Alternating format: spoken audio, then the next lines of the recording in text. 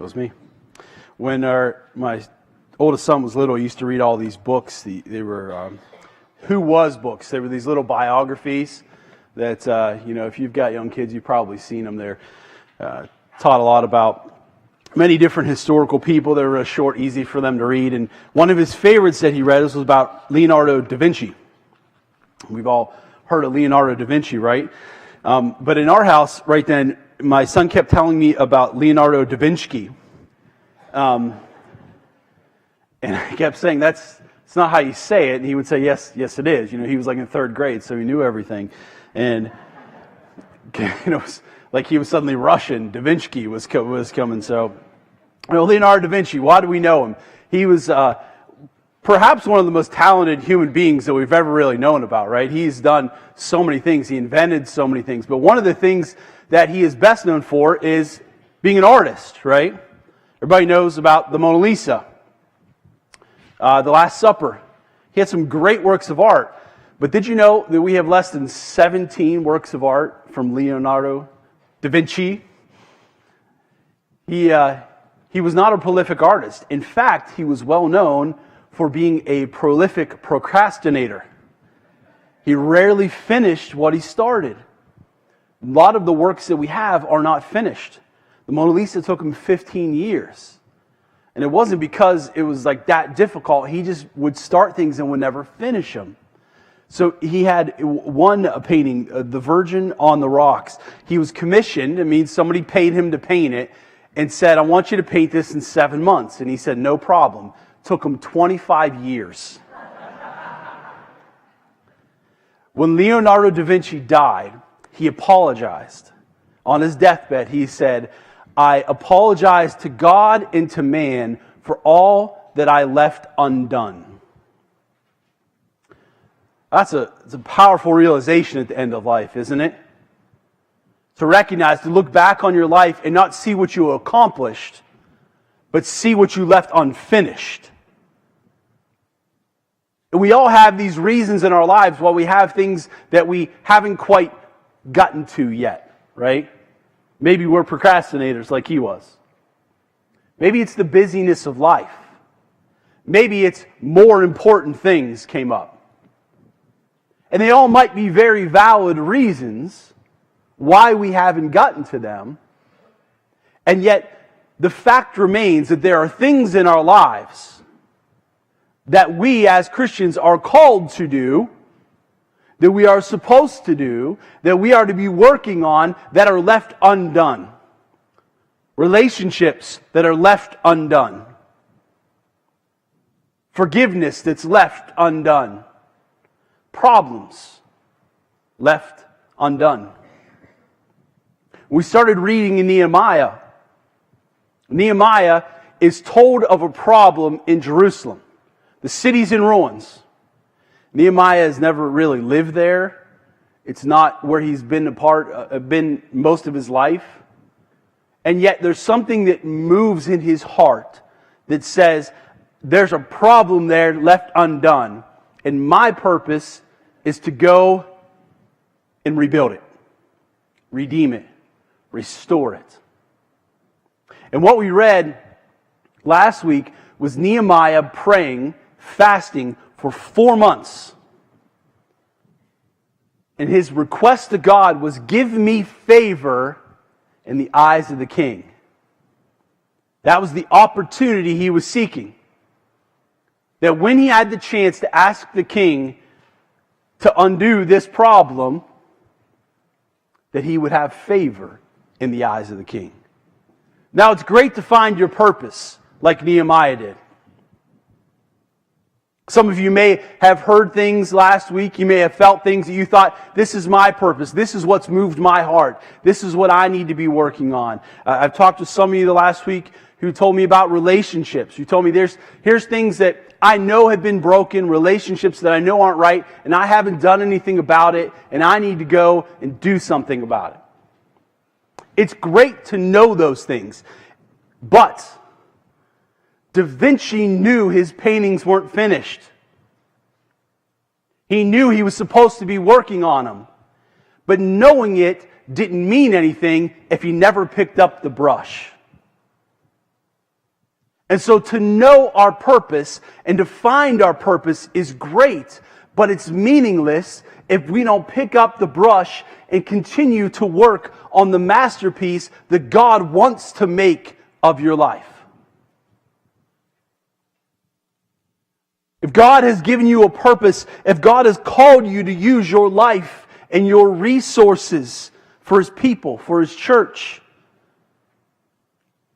then I want you to see and hear today that God will give you the opportunity to achieve that purpose, to use that purpose, to fulfill that purpose. So we started in Nehemiah, and we saw how Nehemiah was praying for that opportunity. And this week, we're going to see what he does with that opportunity. And really, we'll see two different opportunities that he's given. The first we just read about in the first 8 verses. This is the opportunity he was praying for, to find favor in the eyes of the king. So for us to understand what's happening here, we read in verse 1, it is the month of Nisan. And that's important because that is New Year's for the Persians. So when it's telling us about this party going on, remember Nehemiah is a cupbearer. That is his job with the king. You got a party and you're the cupbearer. It's a busy night for you, all right? You got a lot to do. So everybody's seeing Nehemiah all through the night. And the king notices, it says in verse 2, that Nehemiah's sad. If you had been fasting and praying for 4 months, you probably would look sad too, right? And just the fact he's sad about what's happening in Jerusalem. He's wearing his heart on his sleeve here. But that's not a good thing for 2 reasons. He sticks out like a sore thumb because everybody's partying, and here's Nehemiah over here crying. Have you ever been to a party with that one person that's like that? It brings the whole room down, right? And that's what the king says, hey, what's going on with you? Number 2, it is a great disgrace for you to look sad in the presence of the king. If you are serving the king and you look sad while you're doing it, that's bad news for you. You could receive some harsh punishment.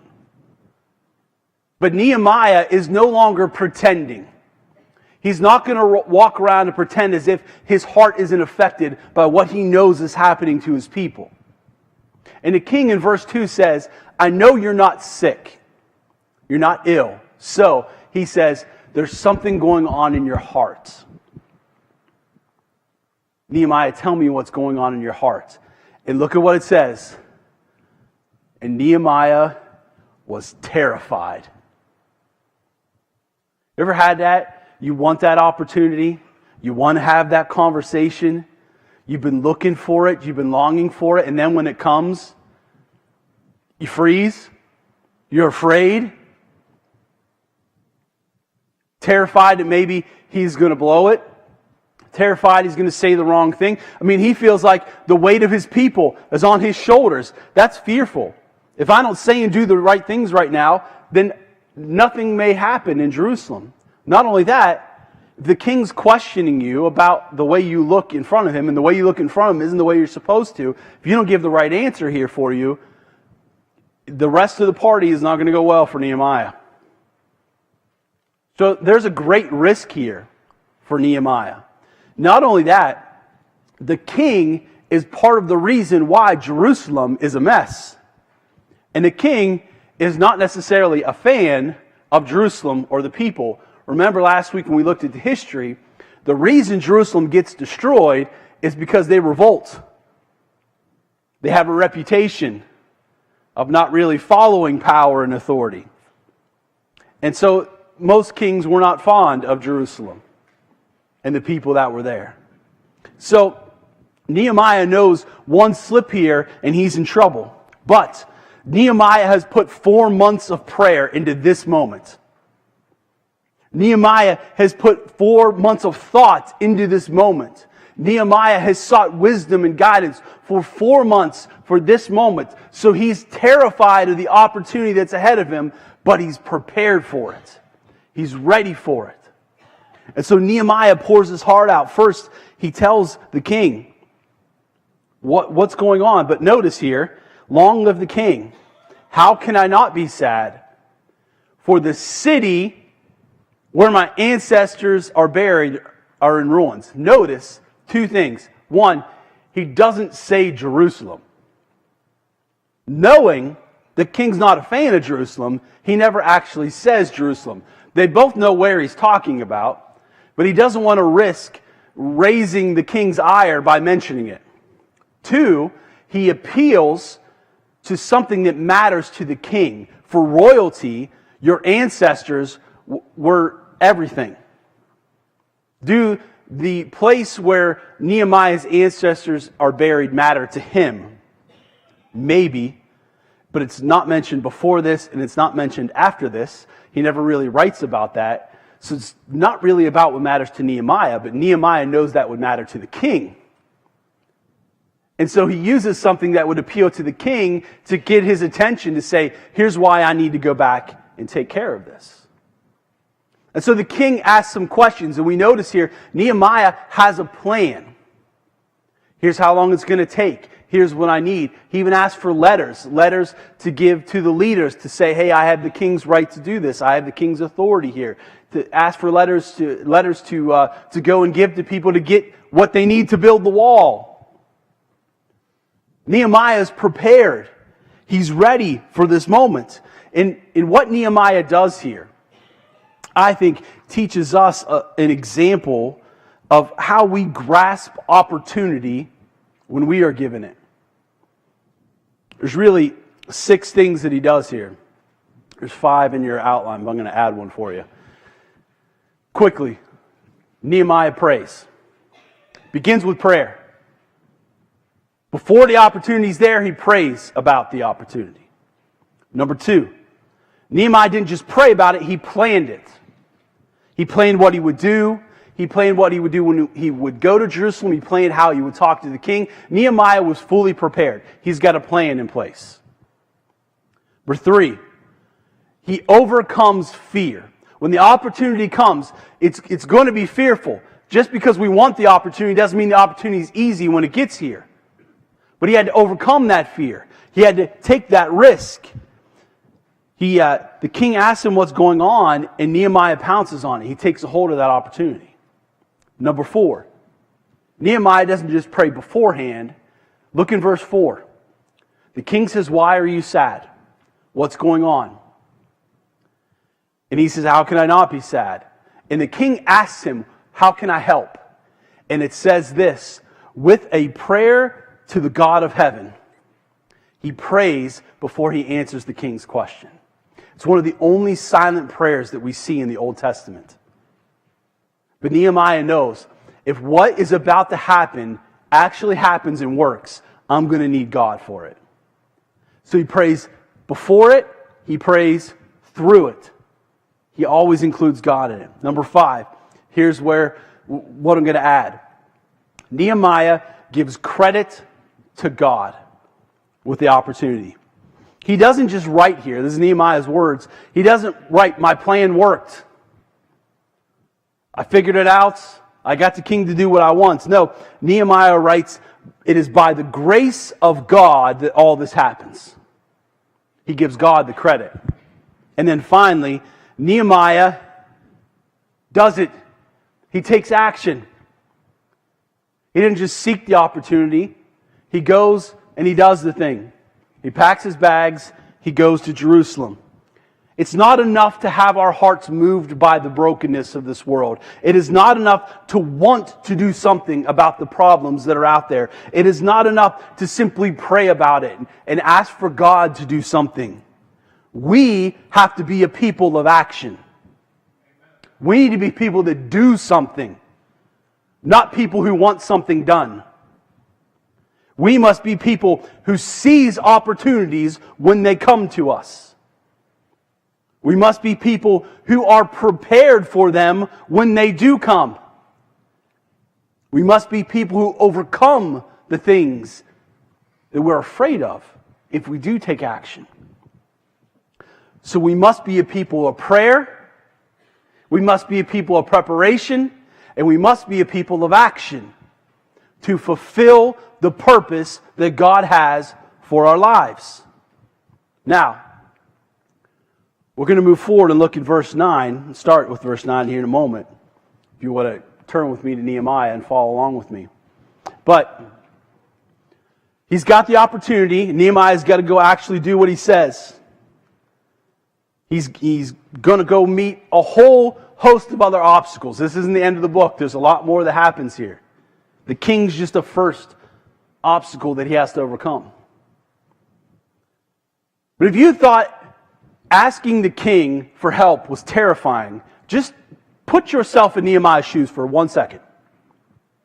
He gets on his camel and he starts heading to Jerusalem, and it dawns on him, I've never built a wall before. I'm a cupbearer. What am I doing going to lead people? Never done that before. I've never even seen the wall in Jerusalem. I don't know what ruins look like. He could be like Moses was, right? And turn to God and say, you got the wrong guy. Surely there's an engineer or a contractor or somebody who would be better for this job. But Nehemiah doesn't do that. He presses forward. What Nehemiah does here is it tells us what we do when we need to push forward in the face of the terrifying opportunities that are in front of us. Before we look at what he does specifically, let's look at it. Verse 9. When I came to the governors of the province west of the Euphrates River, I delivered the king's letters to them. The king, I should add, had sent along army officers and horsemen to protect me. So right away, notice this. Nehemiah isn't afraid for no good reason. What we see here is even the king says, this is dangerous. There's people who aren't going to be happy about this, so I'm going to send protection with you.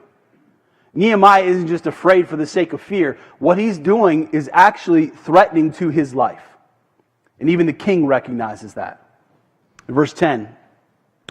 But when Sanballat, the Horonite, and Tobiah, the Ammonite, officially heard of my arrival, they were very displeased that someone had come to help the people of Israel. So right away, he just shows up and people are already upset. And there's people, he's going to face obstacles in the form of these people who want to discourage and disrupt what Nehemiah is there to do for the people of God.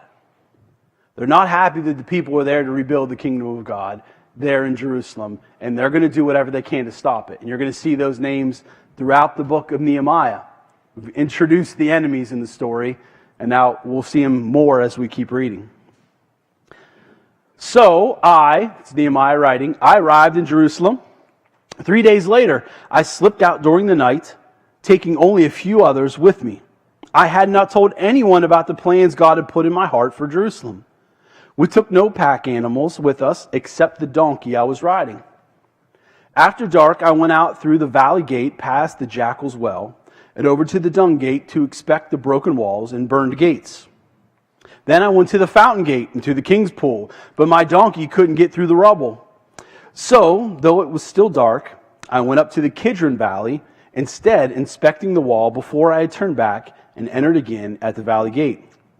The city officials did not know I had been out there or what I was doing, for I had not yet said anything to anyone about my plans. I had not yet spoken to the Jewish leaders, the priests, the nobles, the officials, or anyone else in the administration.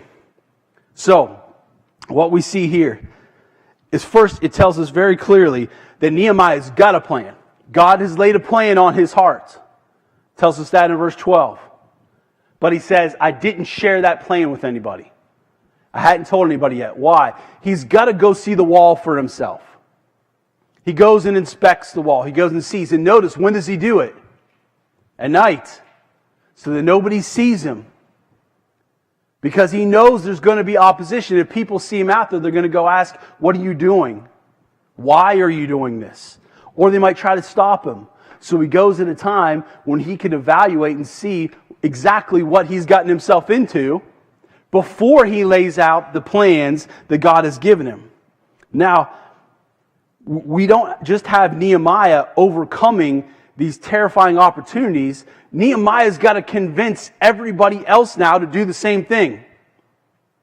That's what we see next. He said, I hadn't told anybody, but verse 17 is where Nehemiah begins to convince the people, here's what God has called us to do. So listen to their response.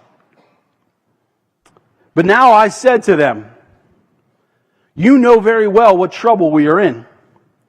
Jerusalem lies in ruins, and its gates have been destroyed by fire. Let us rebuild the wall of Jerusalem and end this disgrace. Then I told them about how the gracious hand of God had been on me, and about my conversation with the king.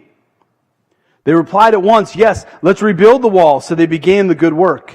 But when Sanballat, Tobiah, and Geshem the Arab heard of our plan, they scoffed contemptuously.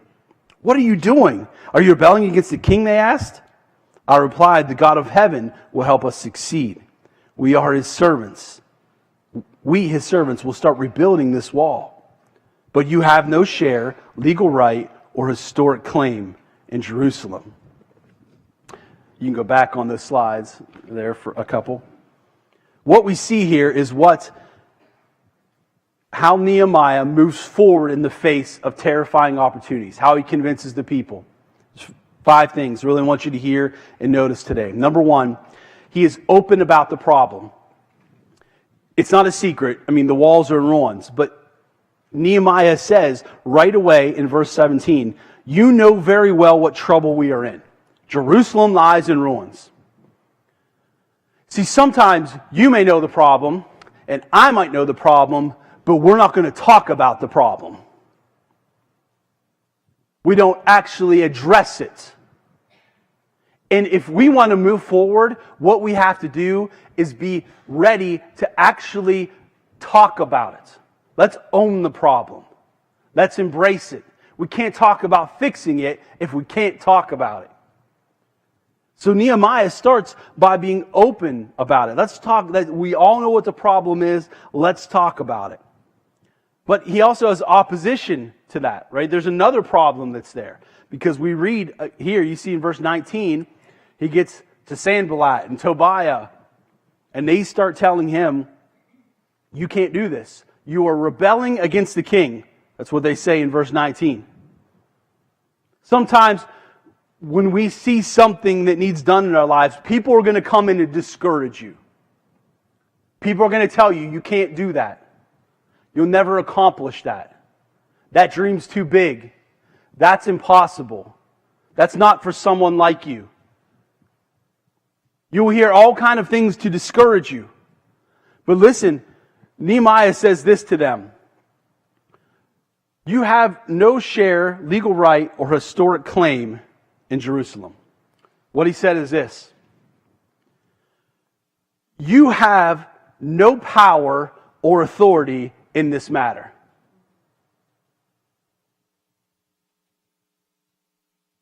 Listen to me. The people in your life that are there to discourage you, God has not given them power or the right or the authority to do so. The only way they discourage you is if you give them the power to do that. They do not have that authority in your life. They do not have that right. They might think they do, but they don't. They only have the power that you give them, and their words only have the power that you give them. It's a simple problem to overcome for us just to say, you don't have the right to tell me that. You don't have the power to tell me that I can't do what God has called me to do. We're open about the problem, and it allows us to move forward in it. Number 2, he encourages them. He doesn't just point out the problem, but he points to a solution. You can rebuild it. So we're not just going to talk about problems. Don't start talking about the problem until you've got a solution for it. Don't talk about just problems. Let's talk about how we solve them, how we move forward, how we rebuild, how we restore. Number 3, we again see that Nehemiah moves forward in this terrifying opportunity by the grace of God. Again, he says it's by God's grace that any of this is happening. He doesn't just say, let's build it. Let's me and you start picking up rocks. He says in verse 18, listen to how the grace of God has led me. Listen to what the grace of God has done so far. Now we trust that the grace of God is going to continue to lead us, continue to provide for us. And what that means is Nehemiah is saying, I don't deserve what has happened. I'm not someone special. I didn't earn it. God has given me this gift. And God is giving us this gift, not because we're good, not because we've done something to earn it, but because He's good. And He wants to see His people restored.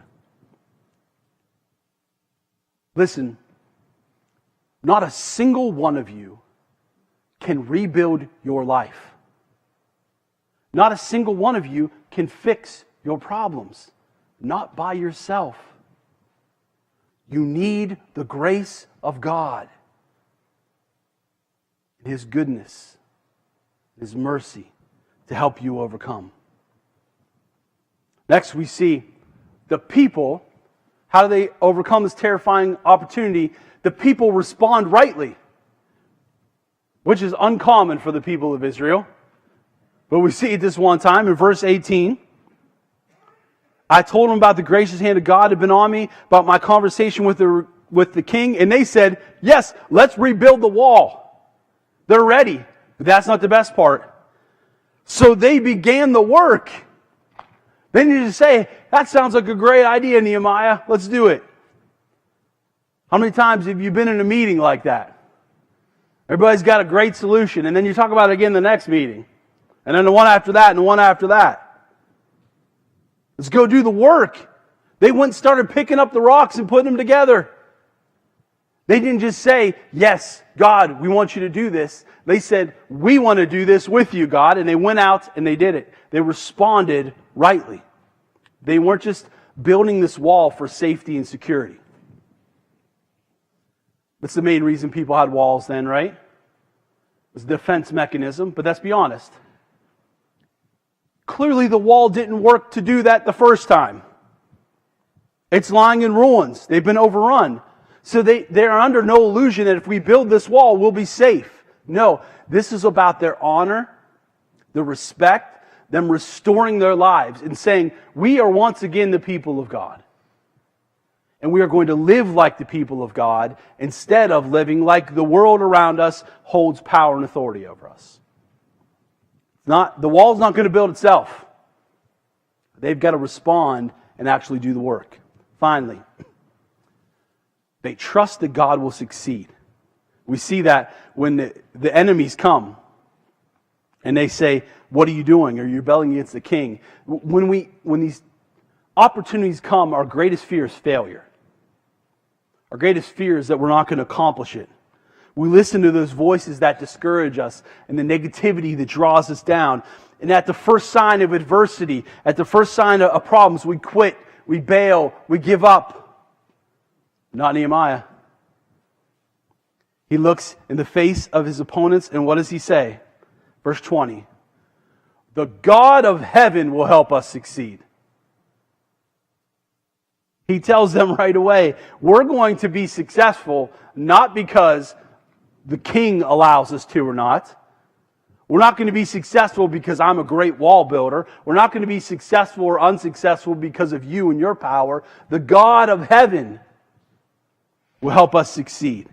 If God puts a purpose on your heart, if God lays a burden on your life, God will give you what you need to accomplish it. God will stay with you through it to give you strength and encouragement. God will give you the grace to have everything you need. If you have a purpose from the God of heaven, the God of heaven will help you succeed in it. As long as you continue to trust Him to deliver you in it. God will succeed. His kingdom will reign. There's no question about that. The question is, will you join Him? Will you join him in what he's doing to rebuild his kingdom here in this world?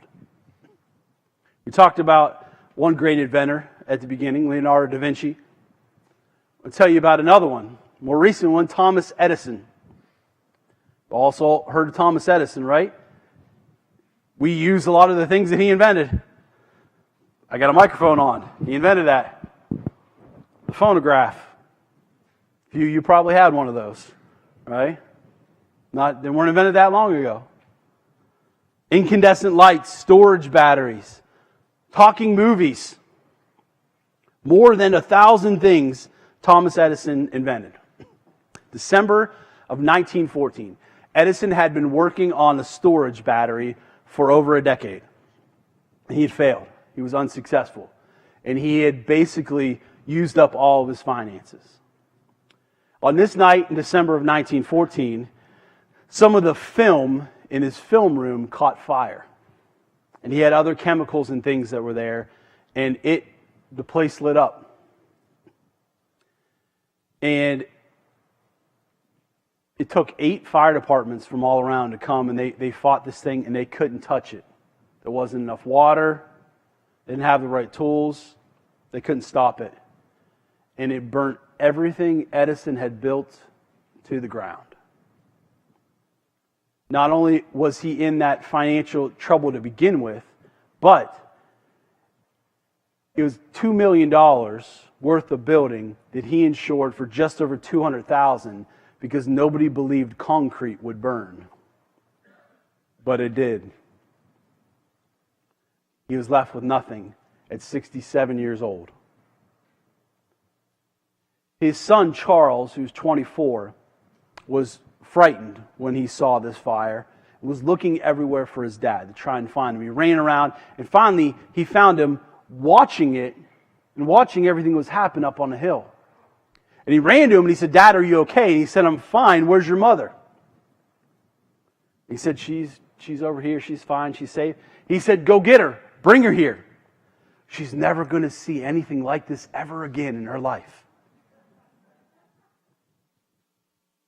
So they watched as everything burnt, as they lost everything. And Edison at 67 said this. Woke up the next morning and said, "There is great value in disaster. All of our mistakes are burnt up. Thank God we can start anew." 3 days later, he invented a spotlight that could be carried around because he watched firemen not be able to see the fire. And as he watched them, he said they need light. When 3 days later, he started to produce light for them. 3 weeks later, he delivered the first phonograph. In 1915, they had over $15 million in revenue, the most that they had ever had in the history of their company. And at the end of that, Thomas Edison said this when asked about, how did you move forward? How did you overcome this? And he said, opportunity is missed by most people because it's dressed in overalls and it looks like work.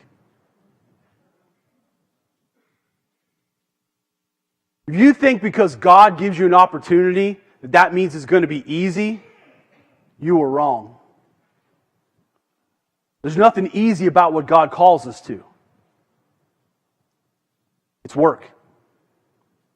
It's great to have a purpose. It's great to know what moves our hearts. It's great to know what motivates us.